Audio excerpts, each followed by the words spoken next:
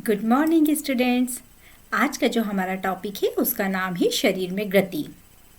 गति गति से आप लोग सभी परिचित होंगे, है ना। गति मतलब चलना, है ना। व्यक्ति चलता है तो सामान्य रूप से हम इसी नाम से इसको जानते हैं। लेकिन क्या आपने कभी सोचा है कि अगर आपको एक जगह चुपचाप बैठा दिया जाए तब भी आप में गति होती है ना। कैसे होगी? जैसे हम आंखें खुली करते हैं, थोड़ी देर हम चुपचाप बैठे, हम कहीं नहीं जा रहे हैं, एक जगह पर बैठे हुए हैं, तब भी हमारी पलकें झपकती रहती है। हमारी सांस चलती रहती है। चलती है कि नहीं चलती है? थोड़ी देर नोज बंद करके देखो आप लोग, क्या होगा। तो हमारे शरीर में हर समय कुछ न कुछ गति होती रहती है। हम यदि इनको देखें तो यहाँ पर एक टेबल भी देखिए। यहाँ पर जंतु एक स्थान से दूसरे स्थान तक जाते हैं, गमन करते हैं। तो जो गाय होती है वो कैसे चलती है? पैरों से चलती है। मनुष्य वो भी पैर से। गाय के कितने होते हैं? 4, लेकिन मनुष्य के 2, ये भी चलते हैं। सांप, उसकी पूरी बॉडी इस तरह से मूवमेंट करके चलती है, यानी कि वो रेंग कर चलते हैं। पक्षी के बारे में देखें तो पक्षी क्या करते हैं? उड़ते हैं। और कीड़े जो होते हैं वो क्या करते हैं? वो भी उड़ते हैं, या कुछ कीड़े चलते भी हैं। और मछली तैरती है। कैसे? ऐसी लंबी सी बॉडी होती है। तो आज अपने को इन सब के बारे में पढ़ना है, कौन कैसे गमन करते हैं ये भी समझेंगे हम आगे अपने चैप्टर में। तो हमारी बॉडी में हम यहाँ देख रहे हैं कि गमन तो हो ही रहा है। फिर उसके बाद हम पलके भी झपक रहे हैं। सब लोग दौड़ भी लगाते हैं, छलांगे भी लगाते हैं, मस्ती भी करते हैं, डांस भी करते हैं। तो ये सब किसके अंतर्गत आता है? गति के अंदर। अब मानव शरीर एवं इसकी गतियों के बारे में अब हम अध्ययन करेंगे। यदि आप किसी दिन एक्सरसाइज करें या कोई डांस करें तो देखिएगा आपके कैसे हाथ पैर में मूवमेंट होता है ना। हाथ एक्सरसाइज करेंगे तब भी हाथों में पैरों में ना, पीटी करते हैं कि नहीं? हम लोग पीटी करते हैं, एक्सरसाइज करते हैं, योगा करते हैं, सांसों को अंदर बाहर लेते हैं, या फिर डांस करते हैं। तो सब में कुछ ना कुछ गतियां हमारी बॉडी में होती रहती है। अब देखिए, यदि हम अपने हाथों की बात करते हैं तो हाथों को हम इस तरह से पूरा पूरा गोल गोल घुमा सकते हैं। इसी तरह से हम अपने पैर को भी घुमा सकते हैं। आप लोग सब घुमा के देखिए, घुमा सकते हैं कि नहीं कुछ लोग? ऐसा तो कोई नहीं जो नहीं घुमा पा रहा है, सभी अपने हाथों को घुमा सकते हैं। हम किसी चीज़ को तोड़ना हो तो हमारी कोहनी का भी प्रयोग कर सकते हैं, हमारी अंगुलियों को भी हम घुमा सकते हैं। तो इस प्रकार से इन सब में गतियाँ होती हैं। अच्छा, इसके लिए यहाँ पर एक एग्जाम्पल भी दे रखा है, एक क्रियाकलाप दे रखा है, एक्सपेरिमेंट। तो उस एक्सपेरिमेंट में क्या बताया है? इस बच्चे के हाथ पे क्या कर दिया गया है? यहाँ पर एक लकड़ी ली है, स्केल ली है, उसको यहाँ पर पॉइंट कर दिया गया है। तो ये क्या बच्चा अब अपने इस हैंड को मूवमेंट कर पाएगा? यहाँ से क्या अपनी कोहनी को मोड़ पाएगा? अगर उसको सीधा स्ट्रेट कर दिया है तो नहीं मोड़ पाएगा। सिंपल सा हम लोग भी देखते हैं। तो इसके बाद एक और हमारे पास टेबल आ जाती है, इस टेबल को हम समझेंगे। तो हमारी बॉडी में अब आप लोग सब मेरे साथ एक्सपेरिमेंट करके देखिएगा और इसको फिलअप करते जाइएगा साथ में, है ना। तो यहाँ पर देखिए, हम गर्दन सबसे फर्स्ट, यहाँ पर ये पॉइंट्स आप पहले नोट देख लीजिए। पूर्णतः घूमती है, अंशतः घूमती है, या मुड़ती है, झुकती है, या उठता है, बिल्कुल गति नहीं करता है। तो हमारी गर्दन को तो देखिए ना, ऐसे घूम रही, ऐसे घूम रही, ऊपर घूम रही है, नीचे घूम रही है, लेकिन पूरी पीछे तक नहीं घूम रही। क्या हम पीछे गर्दन घुमाकर देख पाते? नहीं देख पाते। तो यहाँ पर हम इसको इस हिसाब से पूरा फिलअप कर देंगे। फिर हम कलाई मीन्स ये कलाई, इसको मूवमेंट करके देखिए कितनी मूवमेंट होती है इसमें। इसी तरह से अंगुलियों में देखिए कैसी मूवमेंट हो रही है, कितना हम इनको घुमा पा रहे हैं। अब इस अंगुली को हम पीछे कितनी दूर तक घुमा पा रहे हैं, कितनी झुक रही है। आगे तो ये पूरी झुक रही है, हमारी मुट्ठी बंद रही है। फिर उसके बाद में हम घुटने को भी हम एक ही दिशा में मोड़ पाते हैं। आप लोग दूसरी दिशा में मोड़ के देखिए, क्या आपके घुटने मुड़ रहे हैं? सिर्फ पीछे की तरफ ये बेंड हो पा रहे हैं, लेकिन आगे की तरफ हम चाहें भी तो हम इनको नहीं मोड़ सकते। ऐसा ही हमारी एड़ी में भी होता है। आप सबके पैरों में भी देखिए थोड़ी सी मूवमेंट होती है एड़ी में भी। अब फिर पैरों की अंगुलियां भी सब मोड़ के देखिए कैसे इसमें मूवमेंट हो रहा है। पीठ में भी मूवमेंट होता है, सीधी नहीं होती है। हम किसी चीज़ को झुकना पड़ता है उठाने के लिए, है ना। प्रणाम करते हैं बड़ों को, तब भी हम झुकते हैं ना, तो हमारी पीठ की जो हड्डी है वो भी मुड़ती है। सिर की हड्डी नहीं मुड़ती। सब हिला के देखिए, गर्दन हिल रही है, ये देखिए गर्दन हिल रही है, लेकिन क्या मेरा सिर हिल रहा है? बिल्कुल नहीं, यहाँ पर कोई मूवमेंट नहीं हो रही है। कोहनी में तो होगी, देखिए, लेकिन कोहनी की भी सिर्फ इस डायरेक्शन में हो रही है। ये हाथ मेरी तरफ आ रहा है क्या ये उल्टा जा रहा है इधर की तरफ? नहीं, इधर की तरफ इसमें मूवमेंट नहीं हो रहा है। फिर हम देखें तो हमारी पूरी हाथ में तो पूरी हो रही है, हमारा जो हैंड है वो पूरा मूवमेंट कर रहा है। फिर इसके बाद में हम आते हैं आगे। देखिए अब ये जो मूवमेंट्स हो रहे हैं हमारी बॉडी में, जो गति हो रही है वो किसके द्वारा हो रही है? तो वो यहाँ पर मेन पॉइंट है, वो है संधि, या जिसे हम जॉइंट के नाम से जानते हैं, है ना। अब इस संधि के बारे में हम पूरा डिटेल देखेंगे। विभिन्न भागों को उसी स्थान से मोड़कर घुमा पाते हैं जहाँ दो हिस्से एक दूसरे से जुड़े हुए होते हैं। कोहनी, कंधा और गर्दन। क्या आप कुछ ऐसे नामों को भी बता सकते हैं इनके अलावा? अभी हमने देखे है ना। इन स्थानों को क्या कहा जाएगा? संधि। हमारे शरीर में कोई संधि नहीं होती तो सोचो क्या होता। हम मूवमेंट इस तरह से जितनी आसानी से हम किसी चीज को पकड़ पाते हैं, है ना। मैं जैसे ये पेन है, इस पेन को मैं कितनी इजीली पकड़ रही हूँ, लेकिन आपने देखा है गाय भैंस क्या पेन को पकड़ पाते हैं? नहीं, क्योंकि उनकी इस तरह की स्ट्रक्चर होती ही नहीं है। तो भगवान ने हमें कितना अच्छा बनाया है कि हम किसी भी चीज़ को आसानी से पकड़ सकते हैं, है ना। कुछ काम को कर सकते हैं, फटाफट ऊपर चढ़ सकते हैं, कुछ सामान को निकाल सकते हैं इजीली। हम कितना सुंदर है पेन से लिखते, कितने सुंदर सुंदर हैंड राइटिंग लिखते। तो ये सब कैसे हो पा रहा है? इन्हीं जॉइंट की वजह से होता है। हम सारे बॉडी पार्ट्स को आगे पीछे ऊपर नीचे सभी तरफ घुमा सकते हैं। अब हम देखें तो हम अगर इन सब चीज़ों को, जैसे ये मैंने ये बताया कि मूवमेंट होता है, अब देखिए ये मेरा जो हैंड है इस पे यहाँ पर टच करा मैंने। आप लोग भी अपने हैंड पर या अन्य बॉडी पार्ट पे यहाँ पर थोड़ा सा टच करके देखिए तो आपको क्या नज़र आता है, कैसा फील होता है? हार्डनेस फील होती है। तो सोचिए हार्डनेस क्या है? ये हमारी बॉडी के अंदर जो प्रेजेंट हड्डियां हैं, जिन्हें हम अस्थियों के नाम से जानते हैं, ये अस्थियां हैं और ये अस्थियां एक दूसरे से जुड़ी हुई होती है, इसी वजह से इनमें मूवमेंट होती है। तो देखिए अब इन अस्थियों के बारे में हम पढ़ेंगे। तो सबसे फर्स्ट जो संधि है ना, ये दो हड्डियां हैं, एक कंदुक नाम की है, एक खल्लिका नाम की है ना। यहाँ पर ये दोनों दो हड्डियां इसमें मिली होती है, तो इस पूरी का नाम क्या लिख दिया जाता है? कंदुक खल्लिका संधि। यानी कि यहाँ पर क्या होता है, ये इस चित्र से हम देखते हैं, ये किसका चित्र है? कंदुक खल्लिका संधि का। यहाँ दोनों ज्वाइंट हो रही है, ये है ना, दो हड्डियां हैं। कौन कौन सी है? एक हमारे कंधे की हड्डी है और दूसरी हमारे हाथ की हड्डी है। तो इसको एक एक्सपेरिमेंट के द्वारा भी समझाया जा सकता है। जैसे हमें यहाँ पर एक कागज की पट्टी को एक बैलेंस सिलेंडर के रूप में मोड़ना है। रबर या प्लास्टिक की पुरानी गेंद को लेना है, उस गेंद में हमको क्या करना है? छेद करना है। छेद करने के बाद में मुड़े हुए कागज के बैलेंस में उसको डाल देना है ना। यहाँ चित्र भी शो हो रहा है, ये इस तरह से। ये हमने एक ये ले लिया है, इसके अंदर ये एक बॉल है, बॉल के अंदर इसमें छेद कर दिया बॉल के अंदर और इसको इसके अंदर डाल दिया है। और एक कटोरे नुमा, या तो हम एक और बॉल जैसी शेप ले सकते हैं ना, बॉल को आधा काट ले या कटोरा ही ले लें, है ना, प्याली, उसके अंदर हम इस पूरे पोर्शन को रख देते हैं। अब देखो आप इसको ऐसे ऐसे घुमाओ, क्या ये घूमता है ना? यूं यूं घुमाओ, जैसे हमारा हाथ यहाँ से ऐसे, ये वाला नहीं, कोहनी वाला नहीं, ये वाली बात कर रही हूँ मैं। ये वाला हमारा ऐसे ऐसे ऊपर नीचे हो रहा है ना, हो रहा है ना, सब करके देखो, है ना। तो ये वही एक्सपेरिमेंट है कि यहाँ पर इस संधि का नाम, अब ये जो जॉइंट हो रहा है ना, इसको क्या बोलेंगे? ये देखो, ये एक हमारा कंधा है और दूसरा हमारी ये हाथों की हड्डियां हैं।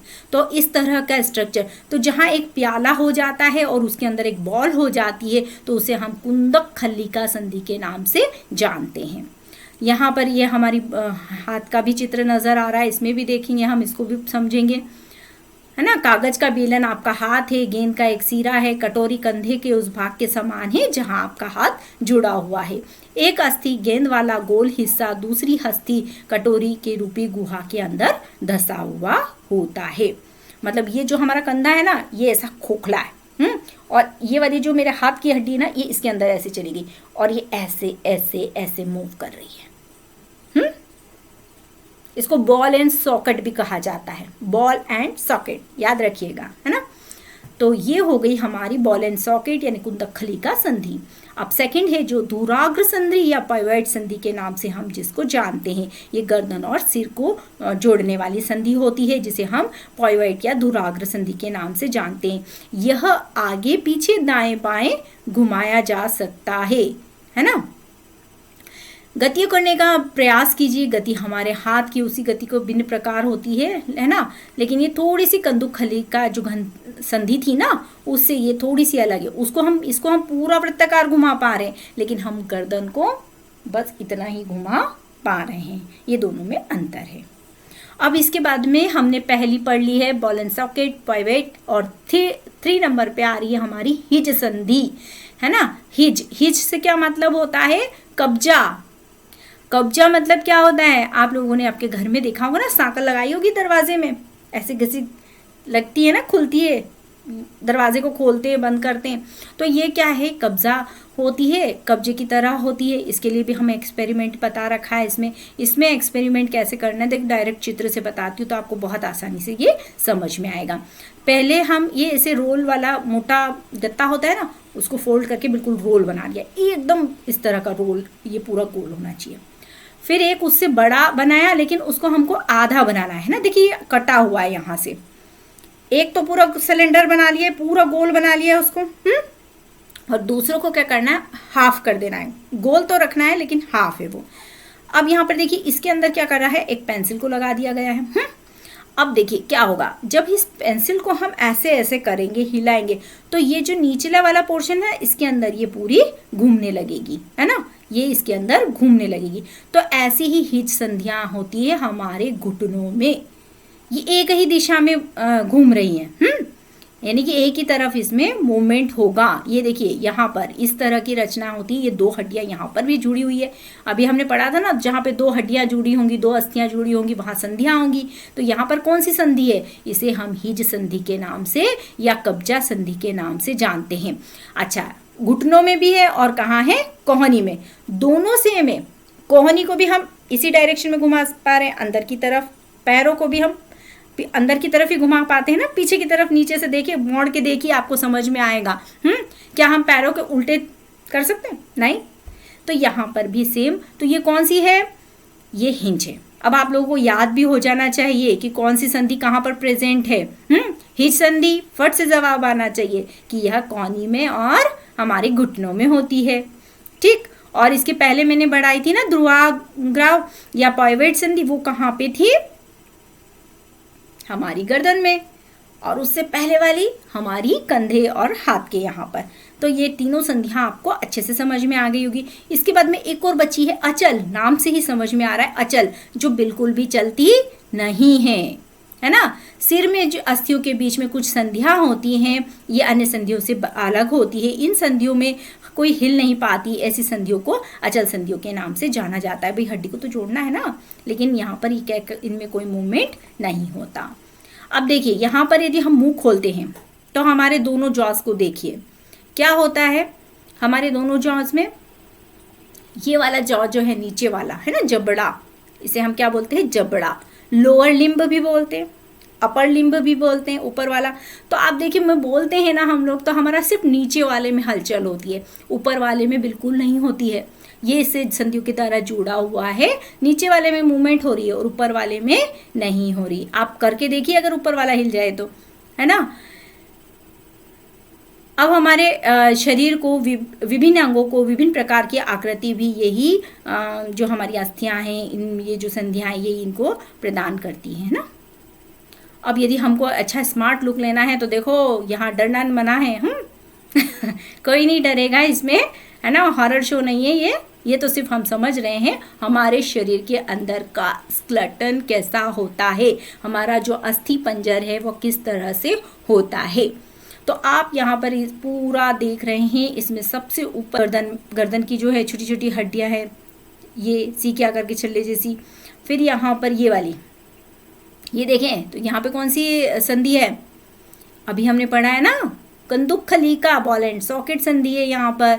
और ये हमारी जो है आर्म्स हैं, भुजाएं हैं, भुजाएं में भी ये ह्यूमस है, ह्यूमस है, अल्ना है, और ये कार्पल्स है, और यहाँ पर हम देखें तो ये पिंजरे नुमा रचना नज़र आ रही है। लग रहा है ना जैसे कोई पिंजरा हो, वास्तव में पिंजरा ही तो होता है। हमारे सॉफ्ट आर्गन है, हमारे लंग्स हैं, उनको ये सेव करके रखता है। उसके बाद में हमारा हार्ट भी यहीं प्रेजेंट होता है लंग्स के अंदर, है ना। जो हमारे फेफड़े होते हैं ना, उसके अंदर हमारा हार्ट होता है। तो ये उन सब छोटे छोटे सॉफ्ट आर्गन की रक्षा भी करता है। तो ये कितना, इसके बारे में भी अपन पढ़ेंगे ना तब और डिटेल बताऊंगी। इसको पसलियाँ बोला जाता है, रिब्स बोला जाता है। फिर ये देखिए, ये बीच की जो लाइन है, बीच की लाइन को क्या बोला जाता है? मेरुदंड, स्पाइनल कॉर्ड। ये भी एक हड्डी के अंदर दूसरी हड्डी फंसी हुई है, काफ़ी सारी हड्डियाँ ये इस तरह की मिलकर पूरे एक इस वर्टिब्रा कॉलम का निर्माण करती है, जिसे हम मेरुदंड के नाम से जानते हैं। इसी में स्पाइनल कॉर्ड भी होती है ना, तंत्रिका रज्जु जिसे बोलते हैं। फिर इसके बाद में ये वाला एक और पोर्शन है जिसे हम कूल्हे की हड्डी के नाम से जानते हैं, या पेल्विक गर्डल भी इसको बोलते हैं। और ये ऊपर वाला पेक्टोरल गर्डल है, ये वाला पेल्विक गर्डल है। अब इससे ये देखिए यहाँ पर फीमर, आप लोगों को एक क्वेश्चन भी आता है एग्जाम में कि सबसे बड़ी हड्डी का नाम बताइए, तो आपको बताना है सबसे बड़ी हड्डी का नाम है फीमर, और वो कहाँ पर प्रेजेंट होती है? हमारी थाई में प्रेजेंट होती है। फिर यहाँ पर ये एक और है टिबिया फिबुला, और ये हमारी लेग की हड्डियाँ भी है। ठीक, तो ये हमारे पैर हो गए, ये हमारे हाथ हो गए, मुंह हो गया, मुंह के अंदर ये पूरा ये स्पेस हो गया, ये इस तरह के स्ट्रक्चर लिए हुए हो। ठीक, तो इतना आप लोगों को पूरा समझ गए। अब डरना नहीं है ना, कभी भी हॉरर शो में आए तो इससे आप डरिएगा मत। अब हम यदि कई बार हमारा एक्सरे भी करवाते हैं, जब एक्सरे करते हैं तो आपको उसको फोटो आ जाता है हड्डियों में, कभी कहीं चोट लग जाती है तो डॉक्टर बोलता है भाई एक्सरे कर लो, कहीं पे टूट फूट हो गई है, तो हम उसको एक्सरे किस तरह से दिखता है? इस तरह का रचना लिए हुआ हमें एक्सरे मिल जाता है। इसमें यहाँ पे देखिए, यहाँ पर ये घुटने की हड्डियों को भी शो किया गया है।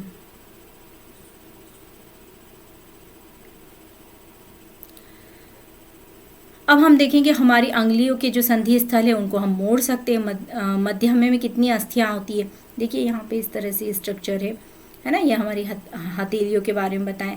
इसमें कहीं कलाई की हड्डी जो होती है ना, वो बहुत लचीली होती है, सॉफ्ट होती है, ये छोटी छोटी अस्थियों की बनी हुई होती है। देखिए ना, यहाँ पर ये जॉइंट हो गया, ये ऐसे जॉइंट हो गया, तभी तो हम किसी चीज़ को पकड़ पाते हैं।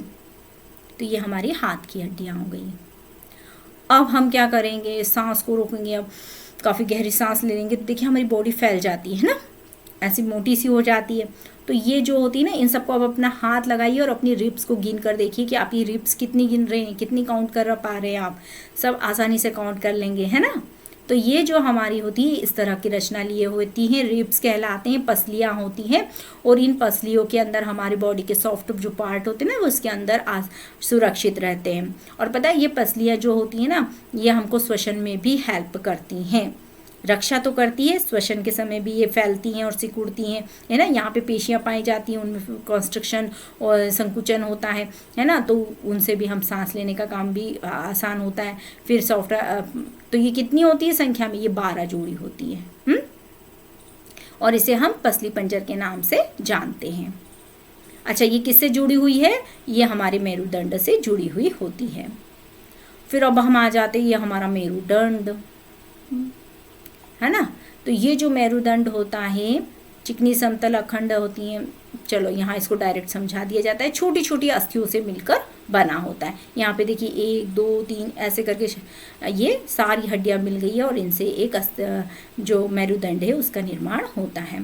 इसे हाँ, इसके द्वारा हम ये इतनी इस तरह से एक दूसरे में फंसी हुई होती है कि आसानी से ये बैंड भी हो जाती है। अच्छा, आप देखना, बैंड होंगे तो आप आगे की तरफ बैंड होते हैं, पीछे की तरफ कितना झुक सकते हैं? बहुत कम झुक सकते हैं ना पूरा।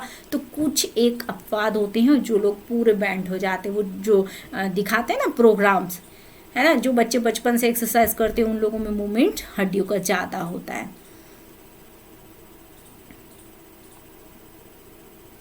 ना। अब हम देखेंगे हमारे हाथों की जो हड्डियां हैं, ये देखिए, ये जो मैं आपको अभी समझा रही थी ना, बॉल एंड सॉकेट वाला सिस्टम, वो यहीं पर होता है। ये हमारा अस्थि पंजर इसके साथ में ये जुड़ा हुआ, ये वाली जो पूरी आपको हड्डी नज़र आ रही है, इसको बोलते हैं पेक्टोरल गर्डल या अंश मेखला बोलते हैं इसको। और इसके द्वारा ये हमारी हाथों की हड्डी, ह्यूमस इसे बोला जाता है, इस हड्डी का नाम ह्यूमस होता है, ये जुड़ी हुई होती है।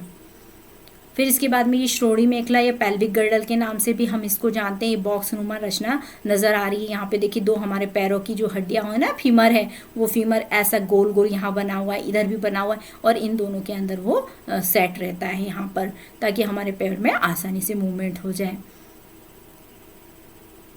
और ये किसकी रक्षा करते हैं? हमारे पेट की। चलने फिरने में हमको साथ देता है, बैठने में साथ देता है। अब आ जाते हैं हमारी खोपड़ी की हड्डियों पे। खोपड़ी की सब पहचानते ही हैं, है ना। हमारा सिर जो होता है, हमारा मुंह इस तरह का स्केलेटन लिए हुए होता है। अब ये तो हमने पढ़ी अस्थियों की बात। पहले हमने पढ़ी थी संधियां, फिर हमने पढ़ी अस्थियां, फिर अब हम पढ़ रहे उपास्थियों के बारे में। तो जो अस्थियां थी वो कैसी हैं? हमने हाथ भी लगाया था, कठोर है, हार्ड है।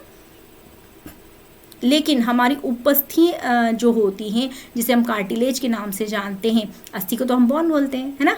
तो ये कैसी होती है? जैसे मेरे कान में, आप भी अपने कान को पकड़ के देखिए, ये नोज को पकड़ के देखिए, है ना।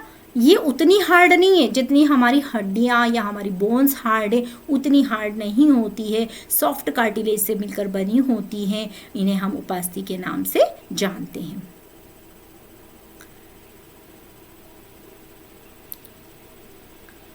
अब ये जो अस्थियां होती है, हमने अभी अस्थियों के बारे में पढ़ा, इनको मूवमेंट करने के लिए कौन हेल्प करता है? ये तो अभी अस्थियां पढ़ ली, है ना। अब इनमें मूवमेंट, तो मूवमेंट कौन करेगा, इनमें गति कौन करेगा? तो वो चीज़ होती है, उसका नाम है पेशी। ये जो पेशियां होती हैं हमारी बॉडी में, ये देखिए इसमें एक एग्जांपल भी दे रखा है कि आप इस तरह से अपनी मुट्ठी को बनाइए और मुट्ठी को बंद करने के बाद में आप इसको फोल्ड करिए, तो आपको देखिए यहाँ पे उभरी हुई मसल्स नज़र आती हैं। तो ये जो मसल्स होती हैं हमारी बॉडी में, इन्हें हम पेशियों के नाम से जानते हैं। और जब अब जैसे मेरी इच्छा हो रही है, ये इच्छा पे डिपेंड है ना, ऐच्छिक पेशियाँ हैं इच्छा पे। तो इनमें क्या होता है, मेरी इच्छा हो रही है कि भाई मैं हाथ को ऊपर करूँ, नीचे करूँ, तो अब इनमें क्या होता है, संकुचन होता है, फिर इनमें क्या होता है, शिथिलन होता है। जब संकुचन होगा फिर शिथिलन होगा, तो इस आधार पर इनमें पेशियों में मूवमेंट की प्रक्रिया या गति होती है। संकुचन की जब अवस्था होती है तो पेशी छोटी हो जाती है, कठोर हो जाती है और मोटी हो जाती है और अस्थि को खींचती है। किसी अस्थि को गति प्रदान करने के लिए 2 पेशियों को संयुक्त रूप से काम करना पड़ता है। जब 2 पेशियों में से कोई एक सिकुड़ती है तो हड्डी उसी दिशा में खिंच जाती है। युगल की दूसरी पेशी उस समय शिथिल होती है और वो लंबाई में बढ़कर पतली हो जाती है। जब शिथिल अवस्था आती है ना, देखो संकुचन अवस्था में क्या हो रहा था, यहाँ पर संकुचन अवस्था में वो छोटी मोटी कठोर हो रही थी, लेकिन जब वो ढीली पड़ जाती है तो वो पतली हो जाती है और अस्थि की विपरीत दिशा में गति करने के साथ शिथिल पेशी जो होती है सिकुड़कर वापिस से अपनी पूर्व स्थिति में आ जाती है। जब पहली पेशी शिथिल हो जाती है तो पेशी की खिंच जाती है और वह धक्का नहीं दे पाती। एक अस्थि को गति देने के लिए दोनों पेशियों को संयुक्त रूप से काम करना पड़ता है।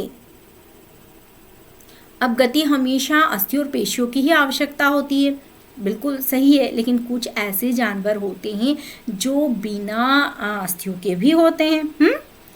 तो उनमें मूवमेंट कैसी होती है? जैसे हम देखिए जंतु विचार, तो हम सबसे पहले देखेंगे केचुआ। आप लोग सब केचुए से परिचित होंगे, देखा है केचुआ ये वाला आपने? इसे किसानों का मित्र कहा जाता है। मिट्टी में रहता है ना, खेतों की उपज पैदावार को बढ़ाने का काम करता है ये, है ना। मिट्टी को खाता है और मिट्टी को उपजाऊ बनाता है, तो फसल प्रोडक्शन भी बहुत अच्छा होता है। तो यहाँ पर बस यही केचुआ है, इसी को एक्सपेरिमेंट करेंगे हम। तो ये कैसा होता है, एकदम सॉफ्ट बॉडी होती है, इसमें कोई हड्डी नहीं होती, लेकिन आप इसकी जब स्ट्रक्चर को बहुत गौर से देखेंगे तो गोल गोल गोल गोल इसमें रिंग जैसे छल्ले होंगे। आपको चित्र में भी थोड़े से नजर आ रहे होंगे, यहाँ पे देखिए ये दिख रहे हैं छोटे छोटे गोल गोल गोल गोल गोल गोल पैचेस। इनकी सहायता से ये चलता है। ये जो केचुआ है ना, इनकी सहायता से इसमें गति होती है, क्योंकि इसमें कुछ अस्थि बस्ती तो है ही नहीं, है ना, संधि बंदी भी नहीं है, तो कैसे चलेगा भाई। लेकिन ये इसकी जो पेशियां होती हैं, ये इसमें मसल्स होती हैं, उनके द्वारा ये गति करता है। ये जो रिंग बनी हुई है, काय की बनी हुई है, इन्हीं मसल्स की बनी हुई होती है। ये अनेक छल्लों का समान ये दिखाई देता है। केचुए के शरीर में अस्थि नहीं होती, लेकिन पेशियां होती है, शरीर के घटने बढ़ने में सहायता करता है।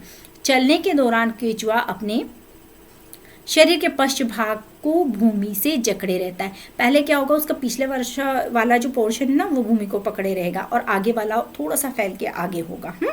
मतलब आप देखना, बड़ा मजा आएगा। पीछे वाला तो रह गया, लेकिन आगे से वो थोड़ा ऐसे लंबा हो जाता है, ध्यान से देखना।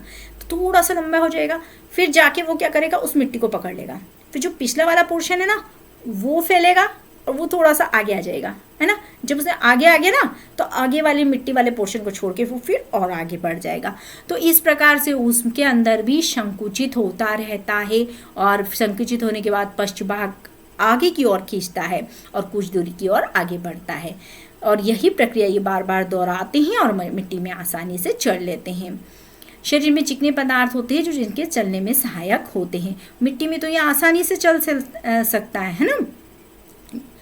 अब शरीर पे छोटे छोटे अनेक शुक या बाल जैसी रचनाएं होती हैं। शुक पेशियों से जुड़े होते हैं। ये शुक मिट्टी में उसकी पकड़ को मजबूत बनाते हैं। केचुआ अपने आने वाली मिट्टी को खाता रहता है, अनपचे पदार्थ को बाहर निकालता रहता है। तो यहाँ पर इसे शुक जैसे होते हैं, सिटी भी कहा जाता है। तो ये इस तरह से हमारा केचुआ मूवमेंट करता है। अब केचुए के बाद आ जाते हैं हम घोंघा। इससे भी आप परिचित होंगे। घोंघा मतलब स्नेल। बारिश के दिनों में सड़क पर या हम किसी खेत वगैरह में जाते हैं तो छोटे छोटे शंख रहते हैं ना। शंख तो देखे हैं सभी ने, ऐसे शंख भी रहते हैं और शंख जैसा ऐसे गोल गोल गोल सा स्ट्रक्चर लिए हुए स्नेल भी होता है जिसे हम घोंघा बोलते हैं। ये देखिए इस तरह का स्ट्रक्चर लिया होता है। इसका ये बाह्य वाला कवच जो होता है ना, ये इसका बाह्य, अभी तक हम अंतः स्केलेटन पढ़ रहे थे ना, हम लोगों की बॉडी में तो अंदर की तरफ है अंतः स्केलेटन, अंतः कंकाल बोलेंगे। अब इसमें देखिए कैसा है, इसमें बाह्य कंकाल है, ये हार्ड है और इसकी बॉडी कैसी है, सॉफ्ट है। हमारी जो बॉडी है ना, हमारा कंकाल तो अंदर है, बाहर की तरफ भी सॉफ्ट है, लेकिन इसमें उल्टा हो गया, इसमें बाहर की ओर हार्डनेस है और अंदर की ओर सॉफ्टनेस है। ये कैल्शियम कार्बोनेट का बना होता है। इसमें अस्थियां नहीं होती। ये जो बना है ना, ये किसका बना है, कैल्शियम कार्बोनेट का। अब आप लोगों ने इसकी मूवमेंट भी देखी होगी। देखो इसके सेंस ऑर्गन्स रहते हैं, इनसे संवेदनाओं को ये ग्रहण करता है। ये पूरी बॉडी जो है वो इसके अंदर रहती है, लेकिन जब इसको चलना होता है तो ये सॉफ्ट सा पार्ट बाहर निकलता है और इसमें भी क्रैवलिंग की गति होती है ना। इसमें क्या होता है, एकल एक होता है, घोंघे को चलने में कोई सहायता नहीं करता है, सिर्फ खींचता है। अब यहाँ पर देखो, मैंने ऊपर यहाँ आप लोगों को एक चीज़ नहीं बताई थी कि अगर हम इस केचुए को यदि चिकनी सतह पे चलाएंगे तो क्या वो चल पाएगा, बहुत मुश्किल पड़ेगी उसको। लेकिन यहाँ घोंघा जो होता है वो आसानी से एक कांच की पट्टी पर भी चल लेता है। अब इसके ना जब ये कवच से छेद से बाहर निकलता है तो एक मोटी मांसल रचना सिर बाहर आता है। मोटी जो संरचना होती है उसे हम पाद या पैर कहते हैं। देखो ये जो नीचे वाला इसका पोर्शन है ना, ये वाला जो पोर्शन आप देख रहे हैं ये एकदम क्रीम कलर का होता है। ये कैसे कलर का होता है, ये क्रीम कलर का बना होता है ये, और ये इसका पाद कहलाता है ना, पैर, फुट। और ये फुट की सहायता से दृढ़ पेशी, अब ये जो फूट बना हुआ है ये किसका बना है, दृढ़ पेशियों से बना होता है। और कांच की एक प्लेट पे थोड़ा सा इसको झुका देंगे तो ये एकदम लहरदार गति करता हुआ दिखाई देता है। और केचुए की गति से इसकी गति कैसी होगी, थोड़ी तेज होगी। अब अगला आ गया कॉकरोच। कॉकरोच से भी सब परिचित हैं, है ना। लड़कियां तो बहुत डरती भी हैं कॉकरोच से कि कॉकरोच आ गया अब क्या करेगा, लेकिन ये कुछ भी नहीं करता, एक प्रकार का कीड़ा है। अभी दीवार पे भी चढ़ जाता है, ज़मीन पे भी चलता है और आकाश में भी उड़ जाता है, तीनों काम करते हैं। इसमें 3 जोड़ी पैर होते हैं जो इसको चलने में सहायता करते हैं। इसका शरीर जो होता है ये भी बाह्य कंकाल का बना होता है। पता है सबसे ज़्यादा विषम परिस्थितियों में जीने वाला जीव है। इसको है ना, ये अंधेरे में भी रह सकता है और काफ़ी नम स्थान पे भी रह सकता है। इसको मार के देखना, मरता भी नहीं है आसानी से। ये इसके बाहर जो ये स्केलेटन देख रहे हैं ना, ये एक्सोस्केलेटन है इसका। इसमें ये परस्पर संधियों द्वारा बना होता है, इस वजह से इसमें गति होती है। इसमें 2 जोड़ी पंख भी होते हैं। ये देखिए ये जो रचना है ना, ये 3 जोड़ी पैर हमने पढ़ लिए और यहाँ पर इसके पंख हैं। चौड़े और बहुत पतले होते हैं, तभी तो ये उड़ जाता है इजीली। इसमें विशिष्ट पेशियां होती हैं, इन पेशियों के द्वारा यह चलने का काम करता है। वक्ष की पेशियां तिलचट्टे को उड़ने और पैरों में गति प्रदान करती, तो उड़ भी सकता है, चल भी सकता है। अब हम देखें तो पक्षी, इनमें तो जो मसल्स होगी बहुत ज़्यादा स्ट्रांग होगी, क्योंकि कुछ पक्षी तो ऐसे होते हैं जो बहुत अधिक ऊंचाई तक उड़ते हैं, जैसे बाज है, चील है ना। बहुत हाइट पे जाना है तो उनको तो स्ट्रांग ही चाहिए ना। तो कुछ ऐसे भी पक्षी होते हैं जो पानी में भी तैरते हैं, क्योंकि उनका शरीर जो होता है कुछ का तो उड़ने के लिए अनुकूलित होता है, कुछ का तैरने के लिए होता है। कुछ दौड़ भी लगाते हैं, जैसे ऑस्ट्रिच है ना, उनकी हड्डियां, आप जो उड़ते हैं ना तो उनका शरीर उड़ने के हिसाब से अनुकूलित होता है। उनकी जो हड्डियां होती हैं ना, अस्थियां, वो कैसी होती हैं, उनमें हवा भरी होती है, खोखली होती है उनकी जो हड्डियां है ना, वो जो, क्योंकि उनमें वजन कम हो जाएगा तभी तो वो आसानी से उड़ पाएंगे। तो उनकी जो हड्डियां होती है वो न्यूमेटिक हड्डियां होती है, अंदर से खोखली होती हैं। अब जो पिछले वाले पैर होते हैं वो चलने और बैठने के लिए अनुकूलित होती है। देखना कभी कभी पंछी चलते भी है, धीरे धीरे दाना वाना चुगने आते हैं तो। और जो आगे वाले पैर होते हैं वो अस्थियों में रूपांतरित होकर पंख के रूप में बदल जाते हैं। कंधे की अस्थियां मजबूत होती है। वक्ष की अस्थियां जो उड़ने वाली पेशियों को जकड़ रखने के लिए विशेष रूप से रूपांतरित होती हैं, ताकि ये पंखों को ऊपर नीचे आसानी से कर सके। देखिए ये चिड़िया का एक स्केलेटन दे रखा है यहाँ पर, ये इसकी चोंच है, इसका हेड है, इसकी नेक है, फिर यहाँ पे देखिए इसका भी अस्थि पंजर है ये वाला, फिर इसकी ये जो ये जो आगे वाले पैर है पंखों में बदल चुके हैं, और ये पिछले वाले पैर हैं इसके। फिर हम अब मछली पे आ जाते हैं। तो मछली कैसी होती है, मछली को देखा आपने, नाव कैसे चलती है पानी में, उसका शेप कैसा होता है, ये देखिए इस तरह से नाव का शेप होता है ना। अब आप नाव को चौखट बना दो तो वो इतनी आसानी से नहीं तैर सकती है, या हम इसको भी इस तरह से धक्का लगाएंगे तो वो नहीं, हम उसको यदि इस पोजीशन में, आप लोगों ने बड़े बड़े जहाज भी देखे होंगे, जहाज का शेप भी ऐसे ही होता है, होता है ना। यदि हम पंछियों को देखकर ही तो हवाई जहाज का निर्माण हुआ था। यहाँ पे हमने पंछियों को देखा ना, पंछियों की बनावट कैसी है, इस तरह की ना, तो हवाई जहाज भी ऐसे ही बनते हैं पंछियों जैसे, इस तरह का शेप लिए हुए, वी शेप लिए हुए। और जब आप बहुत सारे पंछियों को देखेंगे ना एक साथ उड़ते हुए, तो सब कैसे उड़ते हैं, देखना आकाश में बगुले हुए, सारस हुए, व्हाइट कलर के पंछी बड़े खूबसूरत लगते हैं। वो वी शेप में, ज़्यादा लंबी दूरी तय करना होता है ना, तो हवा को काटने के लिए वो अपना शेप ऐसा बना लेते हैं ताकि आसानी से हवा कट हो सके, है ना। ज़्यादा संख्या में होते तब भी ऐसे शेप बना लेते हैं, वो अकेले होते हैं तो फिर ऑलरेडी भगवान ने बनाया ही है उनका शेप। तो इसलिए इन्हीं को तो देखकर हवाई जहाज का निर्माण हुआ है। अब यहाँ देखो नाव को नाव का निर्माण कैसे हुआ, मछलियों को देख के कि इस तरह का बॉडी शेप रहेगा तो इजीली बड़े बड़े जहाज, है ना, हवाई जहाज जो होते हैं वो जहाज पे लैंड कर सकते हैं। एरोप्लेन्स होते हैं ना, फाइटर प्लेन्स होते हैं, ये सब बड़े बड़े जहाज बनते हैं, बहुत बड़े जहाज होते हैं, और उनके ऊपर इनको उतारा भी जा सकता है। तो ये सब कैसे बनते हैं, इनकी शेप देखिए यहाँ पर, यहाँ मछलियों का शेप भी देखिए आप, है ना, यहाँ नीचे भी देखिए कैसा शेप है इनका। तो ये जो शेप इस तरह की रचना लिए हुए होता है, इसे हम धारा रेखीय शरीर कहते हैं। यहाँ पर आगे और पीछे का जो पोर्शन है वो कैसा है, छोटा है, लेकिन बीच वाला पोर्शन क्या हो जाता है, मोटा हो जाता है। ये पतला और नुकीला है लेकिन बीच वाला मोटा है। इस तरह की जो आकृति लिए होते हैं उन्हें हम धारा रेखीय शरीर कहते हैं। इन्हीं विशेष आकृति के कारण जल में बाहर निकल सकते हैं, और मछली जल में आसानी से तैर सकती है। मछली का कंकाल भी दृढ़ पेशियों से ढका हुआ होता है। तैरने की प्रक्रिया में शरीर का हर भाग बुड़ जाता है, पूंछ विपरीत दिशा में जाती है। इसके बाद हम नेक्स्ट देखें तो देखिए इस तरह से इनमें मूवमेंट होती है कि कैसे तैरती है। First, second, third, fourth stage में पहली यहाँ है, फिर थोड़ी और आगे बढ़ी बड़ी बड़ी बड़ी और थोड़ी सी और बढ़ जाएगी, है ना। पहले क्या होता है, शरीर को मोड़ती है तीव्रता से, फिर पूंछ को दूसरी दिशा में मुड़ाती है, फिर एक झटका सा लगता है और मछली आगे की ओर चली जाती है। क्रमिक ताल के बाद मछली आगे की ओर तैरती हुई चली जाएगी। पूंछ के पंख इस कार्य में इसकी सहायता करते हैं। जो पंख होते हैं ना, फ्लैपर्स, वो भी पानी को इस तरह से हटाने का काम करते हैं। मसल्स तो कर ही रही है, साथ में उसके जो फ्लैपर्स कहा जाता है, जिन्हें पंखों को, है ना, वो इस तरह से पानी को हटाते हैं। और जो पूंछ होती है ना, वो बैलेंस बना के भी रखती है। बैलेंस बनाने के साथ साथ इस तरह की, आप देखना मछली की, जब मछली तैरती है तो उस तरह से यहाँ उसमें इस तरह की मूवमेंट्स होती हैं। तो यहाँ पे संतुलन बनाने का काम भी होता है पंखों के द्वारा, और दिशा निर्देशन का भी काम होता है। अब जैसे गोताखोरों को आपने देखा होगा तो वो भी इसी तरह से फ्लिपर्स लगाते हैं।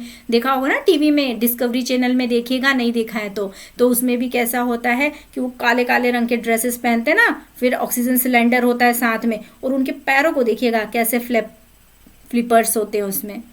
अब देखेंगे सांप कैसे चलते हैं। सांप को तो सबने देखा होगा। तो इसका जो मेरुदंड होता है काफ़ी लंबा होता है, शरीर पेशियाँ होती है, असंख्य होती हैं, इसमें बहुत सारी पेशियाँ होती है जो आपस में जुड़ी हुई होती है। देखिए लेकिन सांप सीधा कभी नहीं चलता है, ध्यान रखिएगा। चलेगा तो उसमें इस तरह का शेप उसका बनेगा ही बनेगा, तो ही चलेगा। एकदम सीधा नहीं चल पाता है सांप, थोड़ा सा टेढ़ा टेढ़ा चलता है।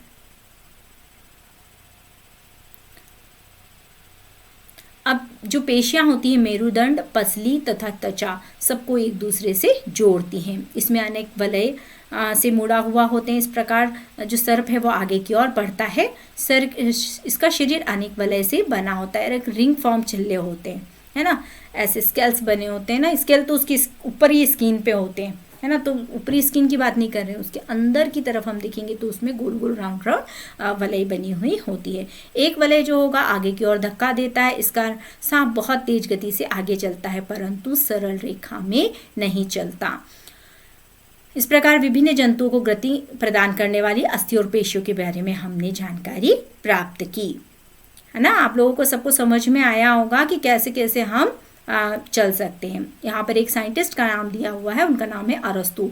पता है कौन है? जीव विज्ञान के पिताजी हैं ये, है ना। जीव विज्ञान की सबसे पहली शुरुआत जो है खोज वो इनके द्वारा की गई और इन्होंने एक पुस्तक का नाम है गेट ऑफ एनिमल्स में अनेक सारे बहुत सारे उन्होंने क्वेश्चन पूछे कि कैसे शरीर क्या होता है, इसके अंग कैसे होते हैं, किस प्रकार सहायक करते हैं, ये अंगों क्या होते हैं, कैसे चलते हैं, कैसे इनमें मूवमेंट होता है, गति कैसे होती है, क्या समानताएं होती है, क्या अंतर होता है ना। तो इन सब के बारे में इसके पैर 4 हैं तो क्यों इसके 2 हैं, इन सब के बारे में काफ़ी सोचा।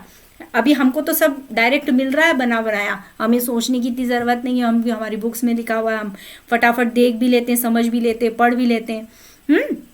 तो आज हमने इन सब प्रश्नों के उत्तर खोजने का प्रयास किया है। तो आप लोगों को मेरा ये चैप्टर बहुत अच्छे से समझ में आया होगा, है ना। नहीं आता है तो आप वापस से मुझसे पूछ सकते हैं। Okay, bye.